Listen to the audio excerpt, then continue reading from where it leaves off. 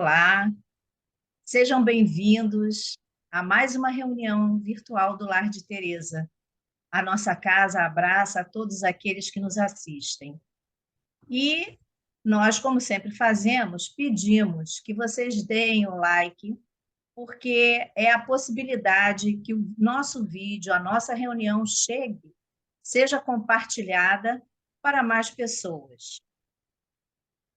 Então, a nossa reunião de hoje, o tema é a necessidade do trabalho. É um tema do Livro dos Espíritos, em seu capítulo 3, itens 674 a 681. E quem nos traz o assunto, o estudo dessa hora é o Lucas Antunes. Lucas, as suas saudações aos nossos internautas.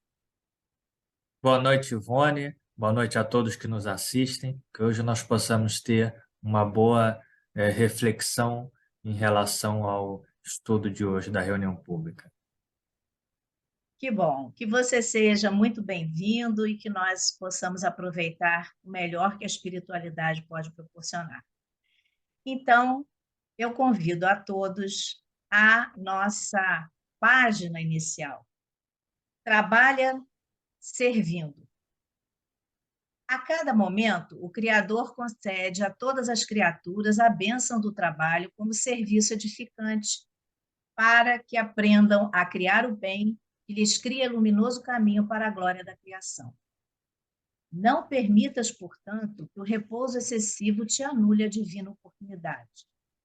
Assim como o relaxamento é ferrugem na enxada, a benefício do joio que te prejudica a seara, o tempo vazio é flagelo na alma em favor das energias perniciosas que devastam a vida.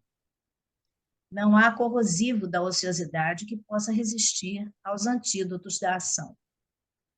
Não acredites desse modo no poder absoluto das circunstâncias adversas a que se mostrarem constantes nos eventos da marcha.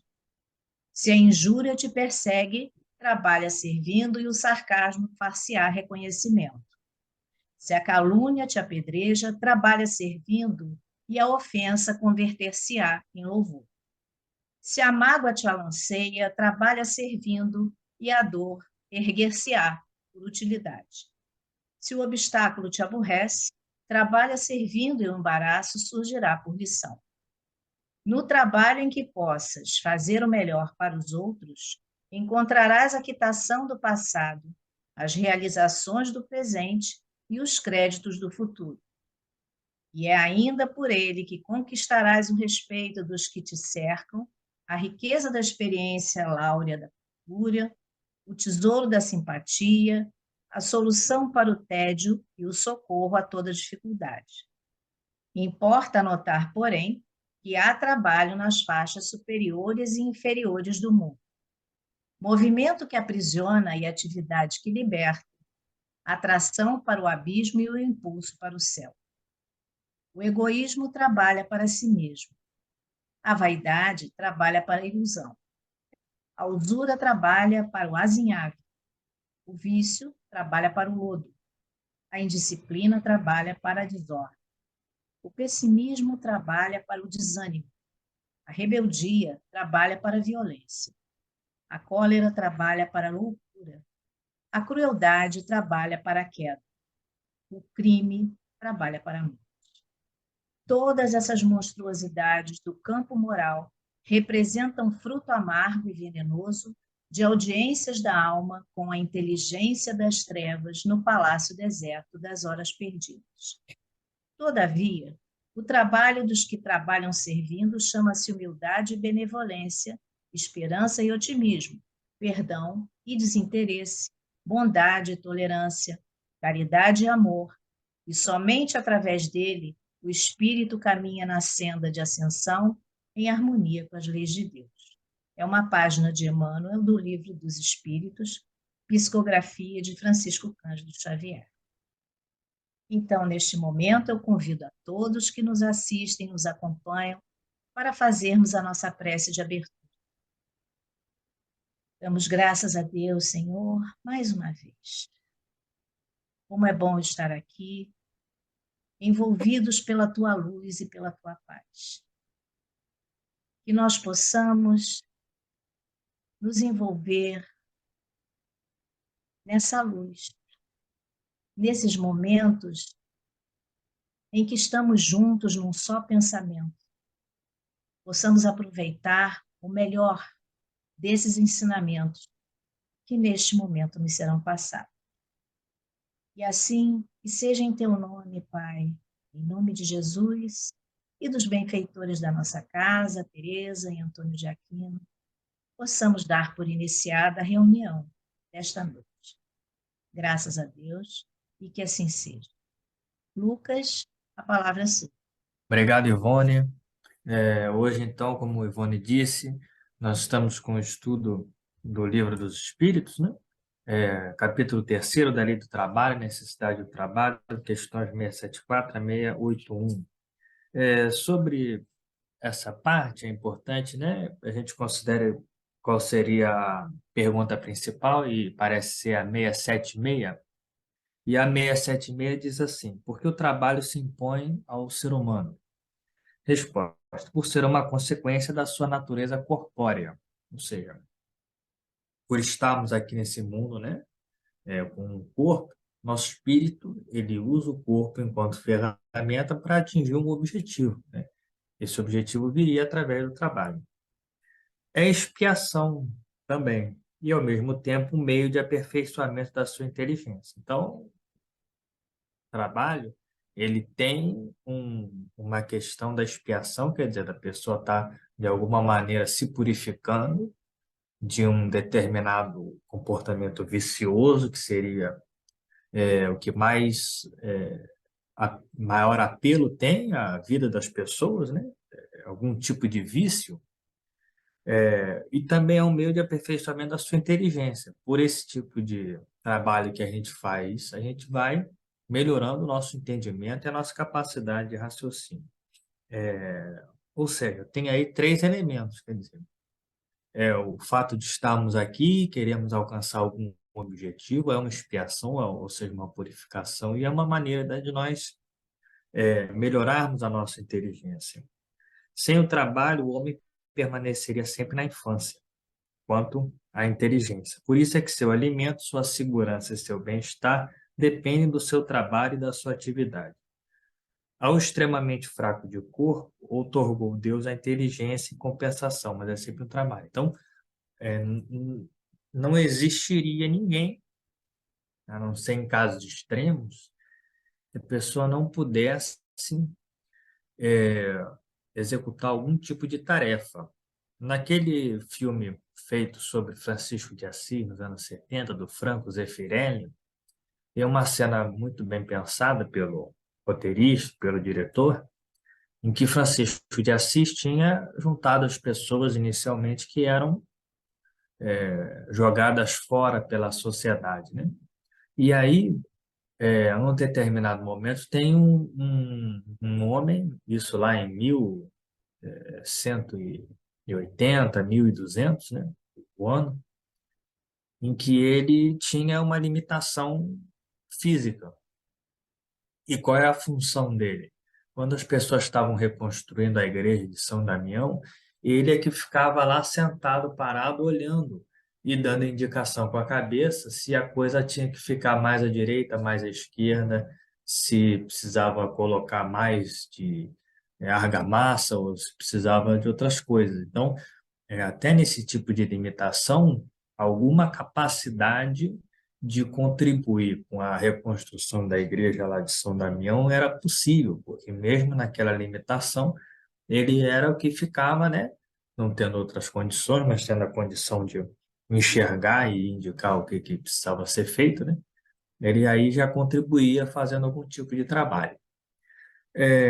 Bom, aí, quando a gente pensa nisso, uma parte tem a ver com o início da civilização. E isso nós temos uma história em relação à civilização que está no livro A Caminho da Luz.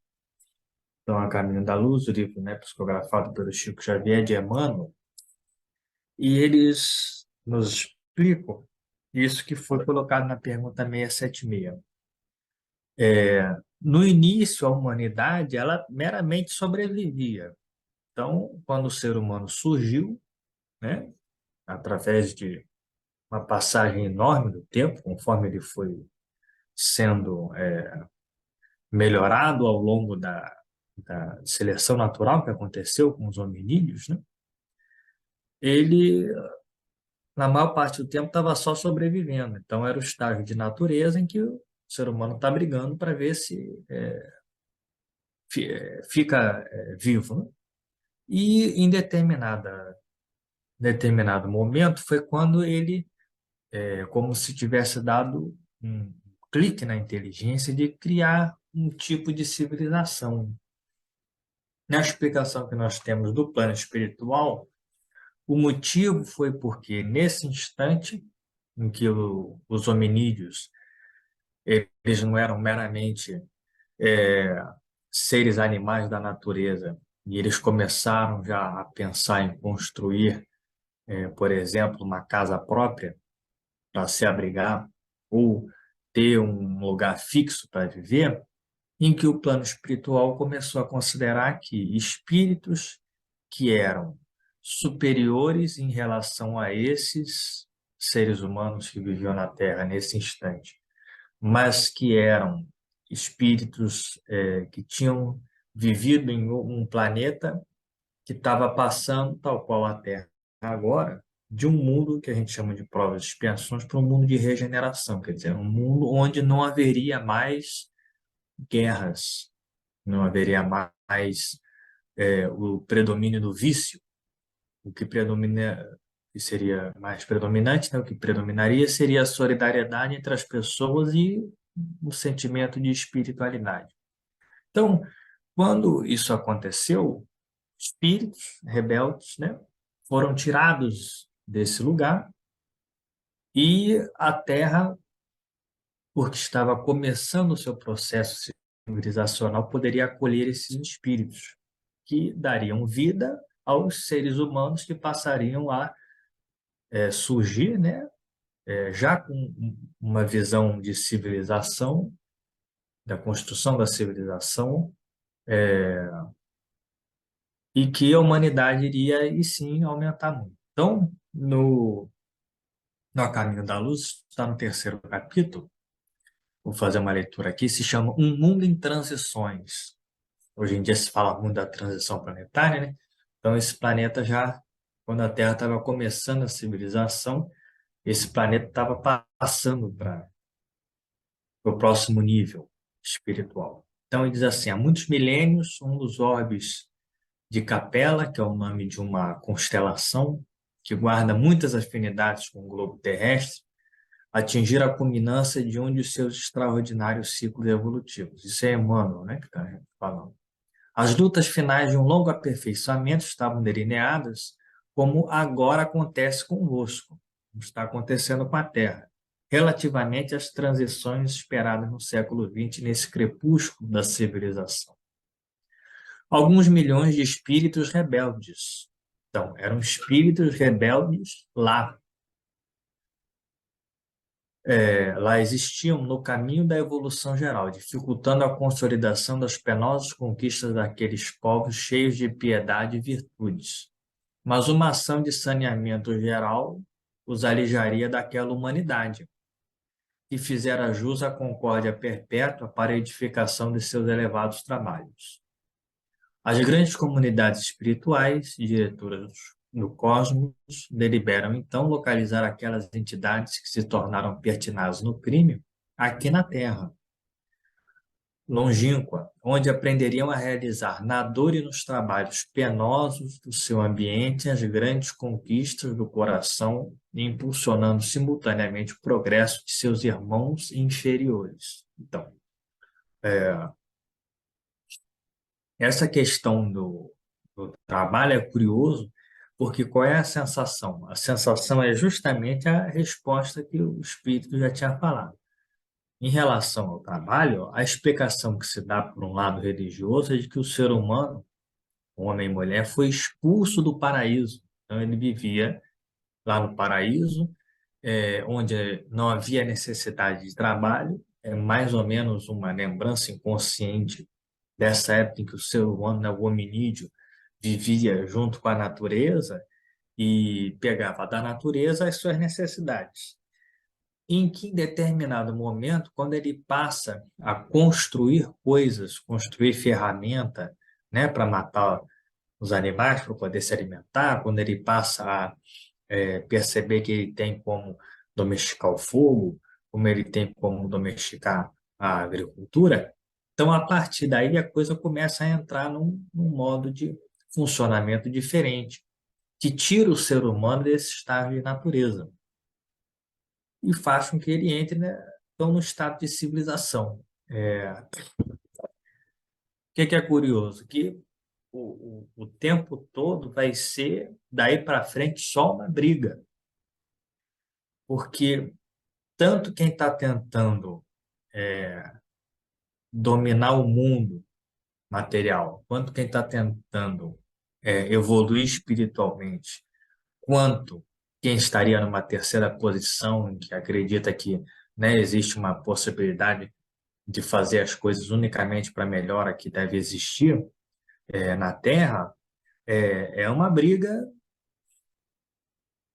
para se melhorar e para não ser dominado pelos outros, e é uma briga para ver se a coisa, né, se ajeita. Então, nós percebemos aí que a partir desse momento é que o trabalho se tornou realmente uma necessidade. Ele se tornou uma necessidade da civilização. Antes não havia. Então, essa necessidade do trabalho, ela passa a existir no momento em que existem como que duas humanidades. Uma que estava evoluindo aqui da Terra, dos hominídeos aqui da Terra, e outra de espíritos que encarnaram aqui quando a humanidade já estava um pouco mais adiantada, e esses espíritos sendo superiores em relação aos daqui, né, eles tinham uma visão de que não era meramente ficar levando uma vida contemplativa, ou meramente como se fosse parte da natureza. Eles tinham que fazer com que a roda da civilização girasse, para o bem ou para o mal. Aí a outra parte, mano, chama de espíritos exilados na Terra. Diz assim: foi assim que Jesus, que nós entendemos como sendo o espírito governador da Terra, recebeu a luz do seu reino de amor e de justiça, aquela turba de seres sofredores e infelizes. Olha a maioria, né, dos espíritos que vieram para cá, eram seres sofredores e infelizes, que tinham sido expulsos, né, do seu paraíso, com a sua palavra sábia e compassiva, exortou essas almas desventuradas à edificação da consciência pelo cumprimento dos deveres de solidariedade e de amor, no esforço regenerador de si mesmas. Mostrou-lhes os campos imensos de luta que se desdobravam na terra, envolvendo-os no halo bendito da sua misericórdia e da sua caridade sem limites. Abençoou-lhes as lágrimas santificadoras, fazendo sentir os sagrados triunfos do futuro e prometendo a sua colaboração cotidiana e sua vinda no porvir. Aqueles seres angustiados e aflitos que deixavam atrás de si todo um mundo de afetos, não obstante os seus corações empedernidos na prática do mal, seriam degradados na face obscura do planeta terrestre. Eles não deviam estar contentes de terem sido mandados para cá por nada, né? Nem porque pensando assim, mas é uma oportunidade boa para vocês se melhorarem. Jesus Cristo é um excelente espírito, é acolhedor. é, Olha só pelo lado positivo. O pessoal devia estar só olhando pelo lado negativo. Andariam desprezados na noite dos milênios da saudade e da amargura, reencarnariam no seio das raças ainda ignorantes e primitivas, a lembrarem o paraíso perdido nos firmamentos distantes. Por muitos séculos não veriam a suave luz de capela, era uma luz suave, mas trabalhariam na terra acariciados por Jesus e confortados na sua imensa misericórdia. Como é que a gente sabe, por exemplo, que tem civilização. A civilização mais antiga é a Suméria, né?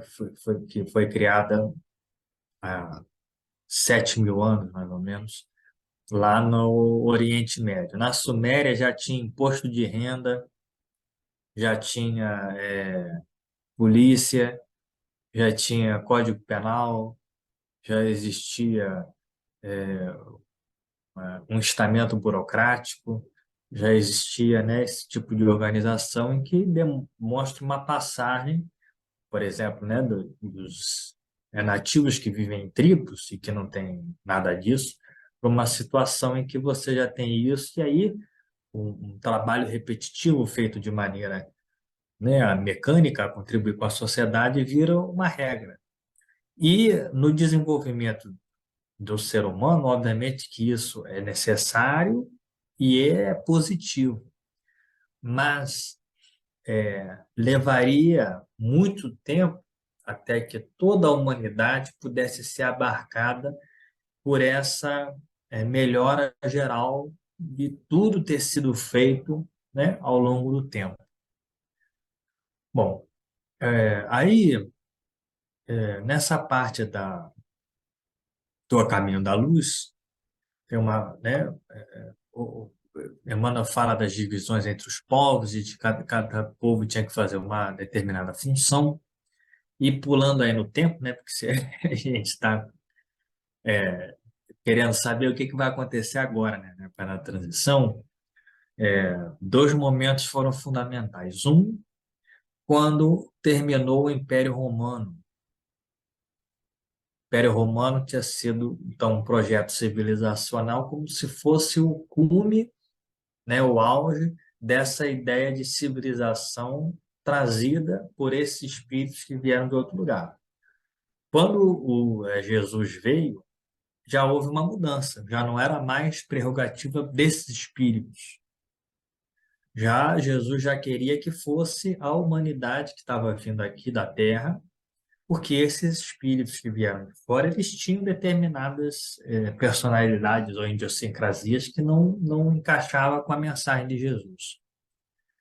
Então, quando o Império Romano começou a dar muito errado, foi considerado, Emmanuel também conta isso no livro, A Caminho da Luz, que já era para terminar com esse projeto, vamos passar para o próximo. A coisa estava tão ruim que o projeto próximo, foi o que durou a Idade Média, teve que durar 1.000 anos para ver se cortava a influência desses espíritos capelinos, a influência negativa, né?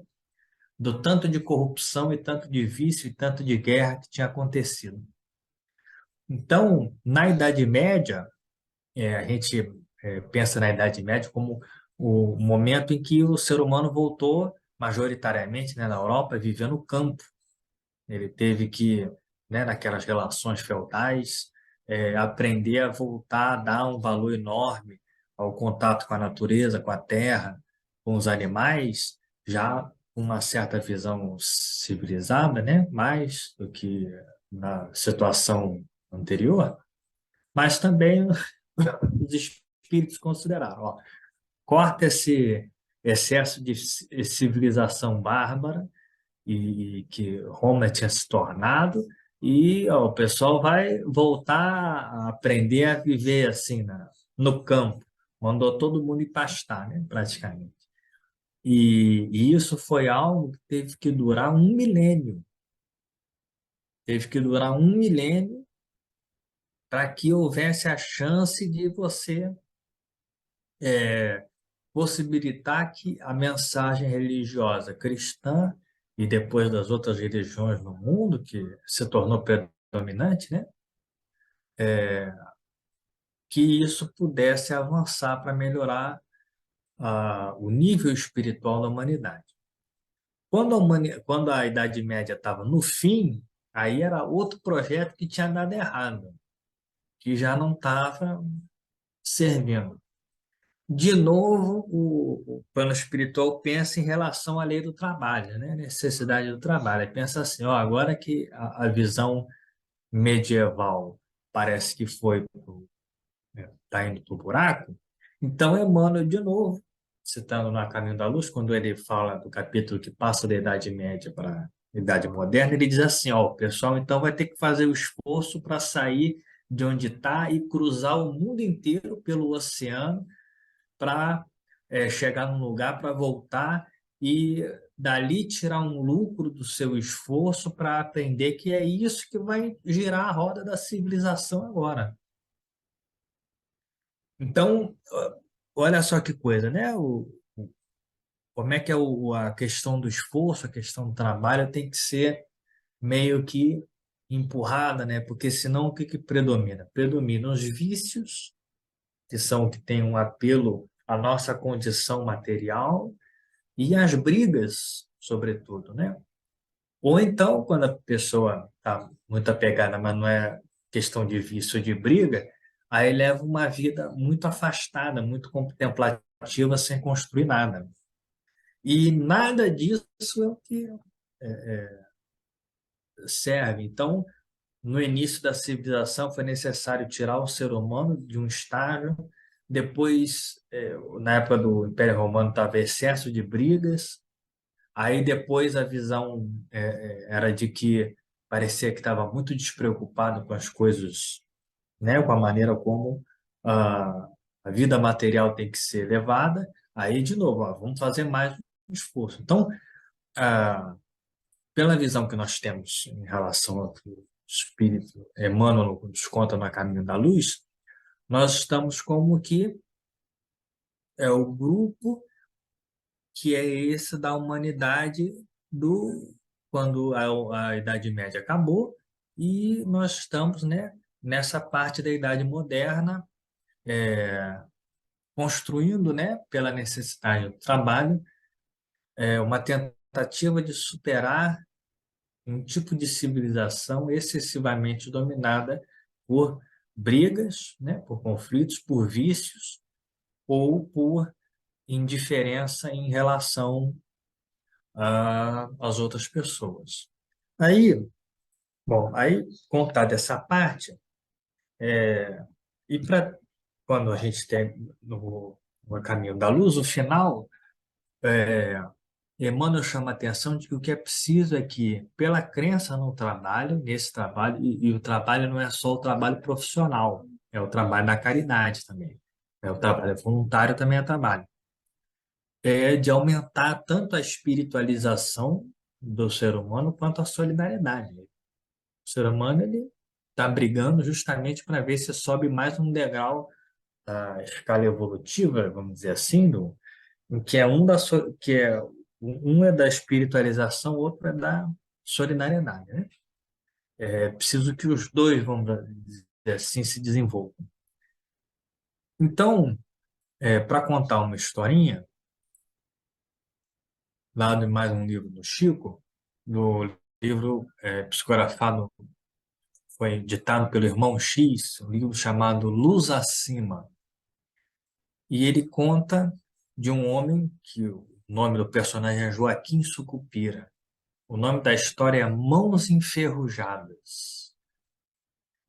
E a história conta assim: quando Joaquim Sucupira abandonou o corpo, ou seja, o espírito dele chegou no outro lado, depois de 60 anos de vida, deixou nos conhecidos a impressão de que subiria direto para o céu.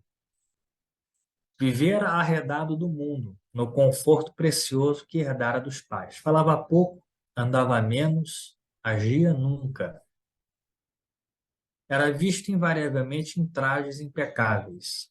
A gravata ostentava sempre uma pérola de alto preço. Pequena orquídea assinalava a lapela e o lenço admiravelmente dobrado caía do bolso mirim. O rosto denunciava-lhe o apurado culto às maneiras distintas. Buscava no barbeiro cuidadoso, cada manhã, uma renovada expressão juvenil. Os cabelos bem postos, embora escassos, cobriam-lhe o crânio com o esmero possível. Dizia-se cristão e realmente se vivia isolado, não fazia mal sequer a uma formiga. Assegurava, porém, o pavor que possuía ante os religiosos de todos os matizes. Detestava padres, criticava protestantes, categorizava os espíritas no rol de loucos, aceitava Jesus a seu modo, não segundo o próprio Jesus. Facilidades econômicas transitórias adiavam-lhe as lições benfeitoras no concurso fraterno, no campo da vida. Estudava, estudava, estudava. Cada vez se convencia mais de que as melhores diretrizes para o mundo eram as dele. Afastamento individual para evitar complicações e desgostos. Admitia sem rebuços que assim efetuaria preparada adequação para a existência depois do sepulcro. Ele acreditava, né? Em vista disso, a desencarnação de um homem tão cauteloso em preservar-se passaria por viagens sem escalas com destino à corte celeste. Era o que parecia, né? O pessoal pensava, né? Esse aí, quando morrer, vai direto lá para cima, porque, né? Não tem problema com ninguém, não faz mal a ninguém, não se envolve também com nada, com atividade nenhuma. Dava aos familiares dinheiro suficiente para as aventuras e fantasias, a fim de não se incomodar com eles. Distribuía esmolas vultuosas para que os problemas da caridade não lhe visitassem lá. Afastava-se do mundo para não pecar. Não seria Joaquim, perguntavam alguns amigos, o tipo do religioso perfeito? Diante de todas as complicações da experiência humana, pela força da fortuna sólida que herdara dos parentes, seria impossível que não conquistasse o paraíso. Contudo, a realidade que o defrontava agora não correspondia à expectativa dos outros. Joaquim Sucupira, desencarnado, ingressara numa esfera dentro da qual parecia não ser percebido pelos grandes servidores celestiais. Via-os em movimentação brilhante nos campos e nas cidades. Segredavam ordens divinas aos ouvidos de todas as pessoas em serviço digno. Chegara a haver um ser espiritual de luz singularmente abraçado a uma velha cozinheira analfabeta. Ou seja, ele está lá no plano espiritual vendo as situações, né, um pouco deslumbrado, e percebe esse tipo de situação. Como é que tem um ser, né, iluminado que está abençoando ali uma velhinha cozinheira analfabeta. Em se aproximando, todavia, dos mensageiros do céu, não era por eles atendido. Ninguém estava se importando com Joaquim Escupira. Conseguia andar, ver, ouvir, pensar. No entanto, que desventurado, as mãos e os braços mantinham-se inertes. Era como se ele tivesse preso ali. Semelhava-se à antena de mármore, irremediavelmente ligadas ao corpo espiritual. Se intentava matar a sede ou a fome que ele sentia do outro lado, obrigava-se a cair de bruços, que não dispunha de mãos amigas que o ajudassem. Muito tempo suportara semelhante infortúnio, multiplicando apelos e lágrimas quando foi conduzido por entidade caridosa a pequeno tribunal de socorro, que funcionava nas regiões inferiores, onde ele vivia. O benfeitor, que desempenhava ali uma função de juiz também, reunido à Assembleia de Espíritos Penitentes, declarou não contar com muito tempo em face de obrigações mais importantes. E perguntou, então, a ele qual era o seu problema. Sucupira exibiu os braços petrificados no plano espiritual. Então, a consciência dele, quando ele chegou, ele estava quase como se fosse, né, aquelas figuras de pedra da antiguidade.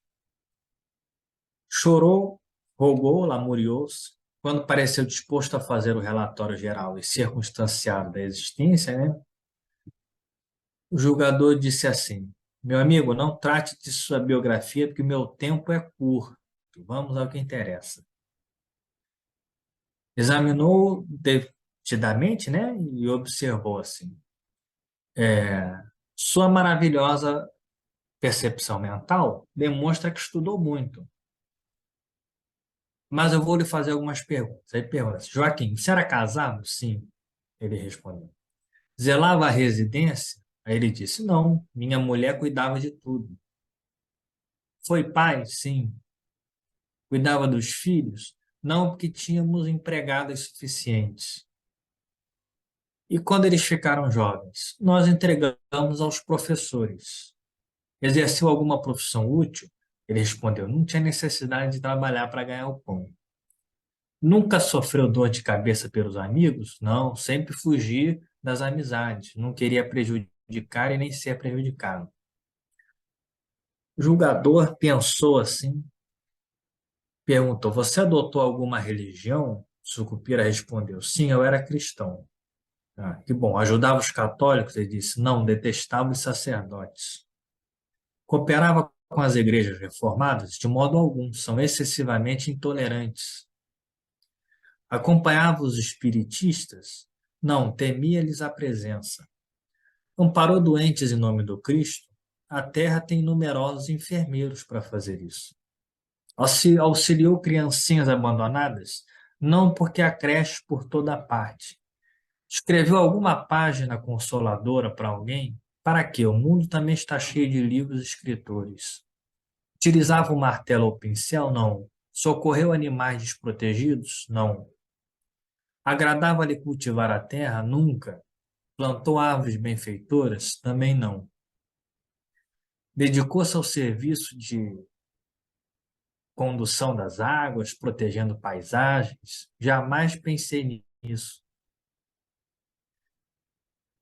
O instrutor indagou então ao final do interrogatório, né?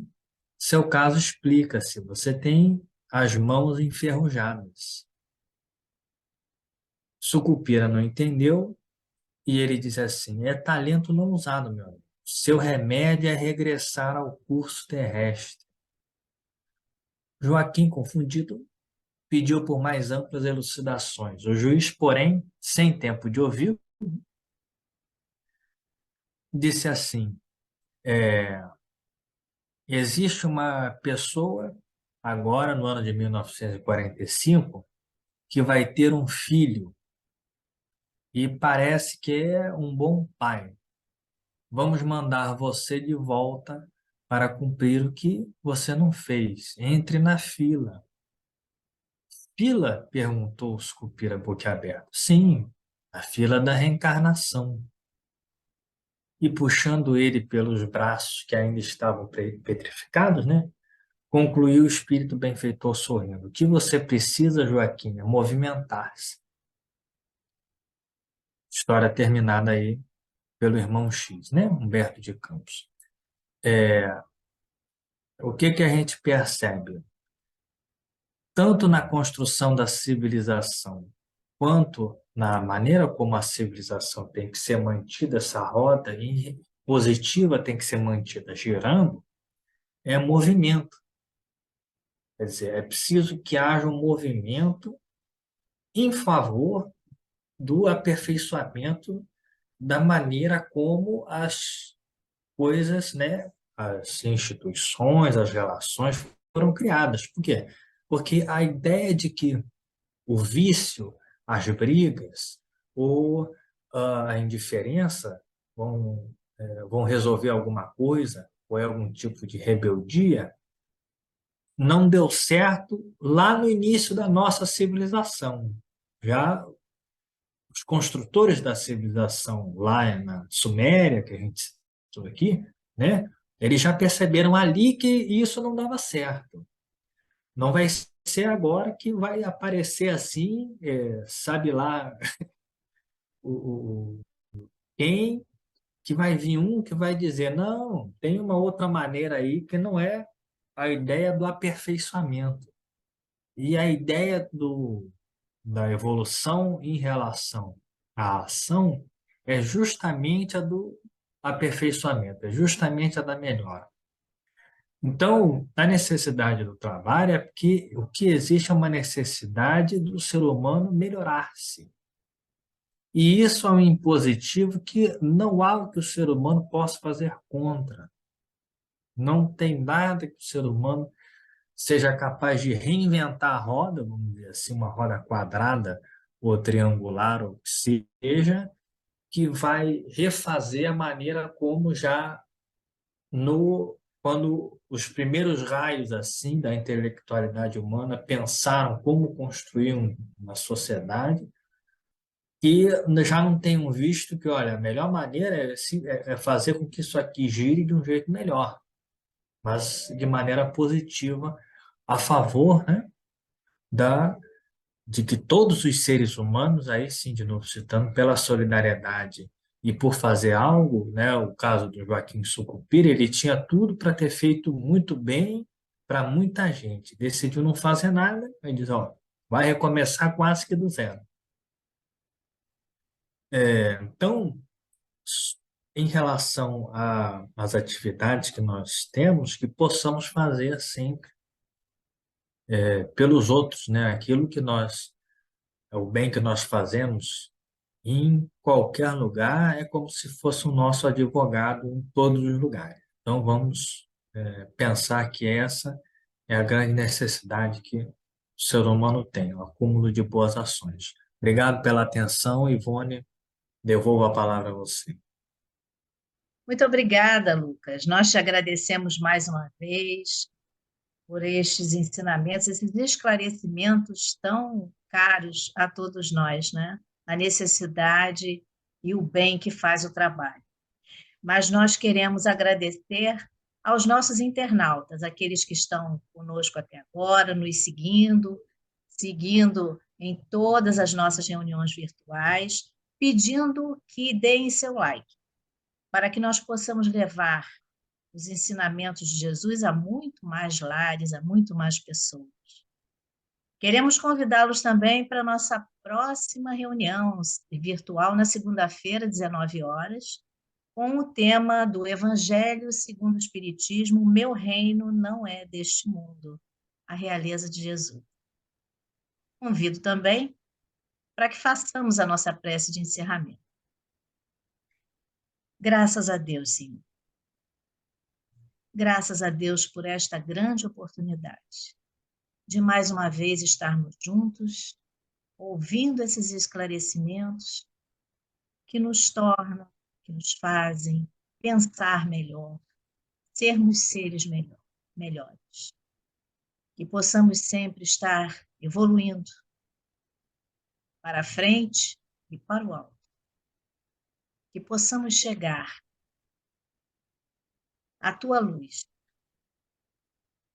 Envolva-nos, Senhor, nestas vibrações e dá-nos a tua paz. Que seja em nome de Deus Pai, em teu nome, Jesus, e dos benfeitores da nossa casa, com a permissão de todos, possamos dar por encerrar a reunião virtual nesta hora. Graças a Deus, que assim seja, e um abraço a todos.